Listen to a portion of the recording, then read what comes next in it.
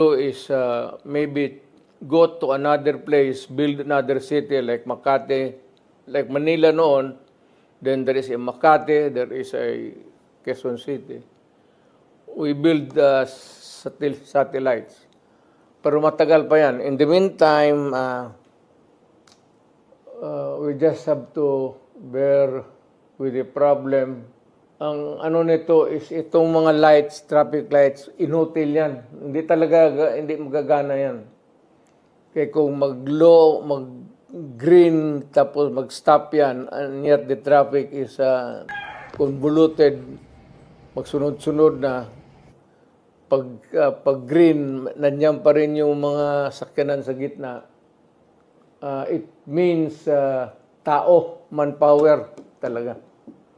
Even in Manila. So, that is a solution that we might want to look into. More warm bodies, human beings to man the traffic. Only during rush hours lang naman. Maglagay tayo ng marami. Pero permanently, ilagay sila dyan. Pero during rush hours, kailangan nandyan sila to control the flow of traffic.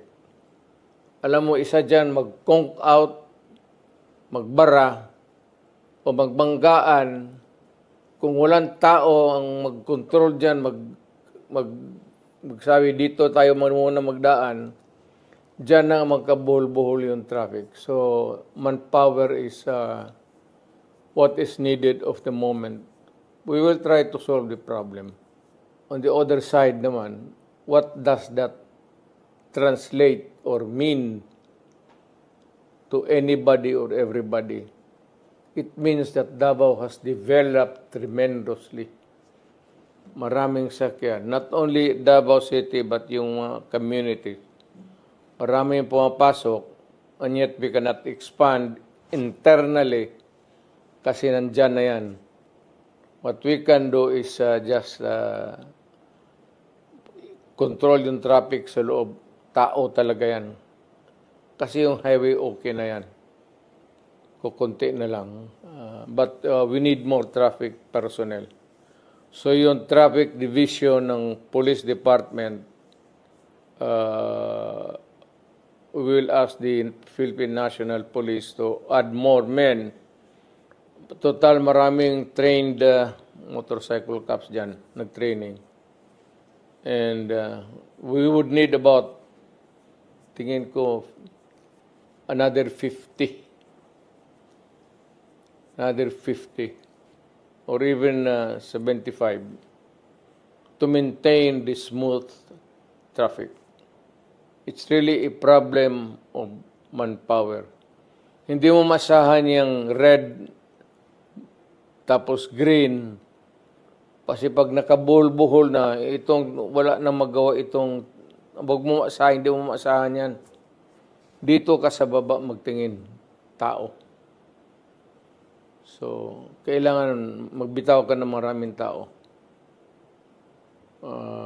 That is one solution that, or about the own solution at the moment that's in our hands that we can improve on. Kunting pasensya lang kayo. Ang ibig kong sabihin, bigyan ninyo kunting panahon ang gobyerno mag-isip at to implement a solution. Not immediate, but as soon as possible. Parang gano'n. Although synonymous yan, pero yung immediate kasi, urgent at hand, as soon as possible. Because we have to train, you have to go into the budget. Kung may pera pa ba, then train them for about a month or so. Then before we can let them go out to help maintain traffic control. Yung nakita ko. Yan ang pag-usapan natin kasi yan ang nakita kong problema. Mapag-usapan nga minsan itong style ng gobyerno, if they want something outside of hindi madala ng o kulang o hindi madala ng Congress o kulang yung flow ng sentiments, yung tawag nila ng popular will ng tao, ang nangyayari, most of the time, ang ginagamit na is not convincing people on the merit, itong may problema sa ating bayan. O we try to solve it, hindi na by mga representative natin sa Congress. Shortcut na yan, ginagamit nila pera. Ayuda. Pinaparaan sa ayuda. Remember, tandaan ninyo mga Pilipino, kanang ayuda, inyo yan. May, Diyos ko po, walang tao dito sa Pilipinas o milyonaryo man o bilyonaryo na magbigay ng pera baski 1 peso sa inyo. Walang taong magagawa ng lalo na yung mga mayaman. Yang binibigay ng mga politiko, milyonaryo man o mahirap, hindi nila pera yan. Pera ninyo. Kaya kung may problema ang bayan, tapos ang issue na sa harap ninyo, you are made to choose in either referendum or plebiscite, maawa naman kayo sa anak ninyo, future generation. Isipin ninyo yung problema. Yung ibigay ninyo ng pera, kunin ninyo, kay pera ninyo yan. Hindi gago itong nag-imprinta yan sila ng pera, ipamigay. No, it's your money. Ninanakaw nila yan, yung iba. Yung iba naman, kagaya ng Kongreso ngayon, parang nauubos talaga ang pera ng Pilipinas. Parang tubig gastos nila. Uncontrolled use of money. Basta halos imprinta na lang, baski wala na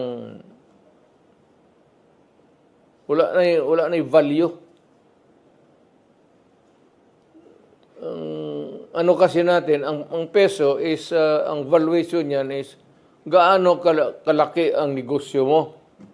Kung kaya ng negosyo mo sa store, yung pera mo na papel, piso, 5 pesos or something.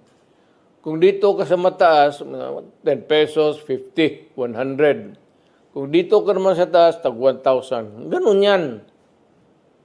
Ganun ang ekonomiya. Kung nandito ng ekonomiya natin, yan lang may ibigay natin. Kasi kung baski na bigyan kayo ng sobra-sobrang pera, yung pera mabibili ninyo, mauubos yan. Kung ganun kakapal, kasi ganun kamahal. Yung binibili mo, tama-tama lang sa bibilihin mo. Kasi nagkataas yung presyo eh. Yung huwag ninyo sabihin na ang pera nakalamang. Hindi, nagtabla yan. Ganun palagi yan. Hindi pwede yung karne norte, bababa lang, tapos sa taas yung pera mo na mabibili. Ang karne norte, habol yan pati sardinas. Ganun ang laro dyan. Kaya kunin mo yung pera, gastusin ninyo, huwag kayong mahiya, huwag kayong tao na mag-guilty. Hindi karapat-dapat, pera ninyo yan. Walang tao dito sa Pilipinas na gago nagbibigay ng pera sa sariling. Pera, ayuda, huwag ninyong, huwag kayong magkaroon utang na loob. Pera ninyo yan. Nilalaro lang tayo.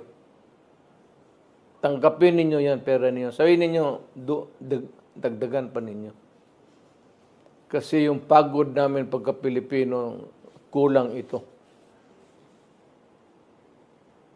Ika'y nagtatrabaho, laborer ka, nagkukontribute ka sa ekonomiya ng Davao, mga building, Someday yung ginamasa mo ng simento, maging building yan. You improve the economy kasi yung mga building niya may mga kwarto-kwarto. So marami magpasok ng kailangan ng mga kwarto-kwarto, negosyo. Magtayo sila ng mga building ito, kailangan nila ng mga... Ganun ang ano niyan. Ibig sabihin, walang libre dito sa buhay na ito. Pinaghirapan mo yan. Inyo yan. Tanggapin ninyo, inyo yan. Huwag kayong magpasalamat. Yan ang mensahe ko para sa Pilipino. Sa mga kaigsunan akong Pilipino, mga kapatid ko, sa lahat na, sa buong bayan ng Pilipinas, Pasko ngayon, somehow, as your former president and a leader of the community, I have to give my yearly marinig man lang ninyo yung ano ko sa what's in my heart. Ang ano ko lang is na sana maawa ang Diyos at yung ekonomiya natin ay hindi bababa, medyo umaakyat for us to have the opportunity for lahat na gainful employment for everybody and enough money circulation to help others to maintain a little enterprise or business and makahanap buhay ng mga sariling kanilang mga negosyo at maliit na whatever is there. Basta something that is gainfully employed para makatulong sa buhay. So in the spirit of Christmas, I am giving this message with the hope that everybody is comfortable now, at least a little bit. Mas improvements of yesterday. At sana magpatuloy ang law and order na ngayon. Hindi masyado magulo ang bayan natin. At yung peace in the community at the very least will be maintained. So, allow me to greet everybody, every Filipino, to greet you Merry Christmas and a Happy New Year. At sana itong susunod na taon ay would be better than what we have previously in the last year sa buhay natin. Hinihingi natin yan sa Diyos. Sana marinig naman tayong yung pleadings natin for peace and security for our country and the prayer, the pleadings that the business sector will improve and everybody, I said, gainfully employed in the year that would come ahead of us. With that, it's my fervent hope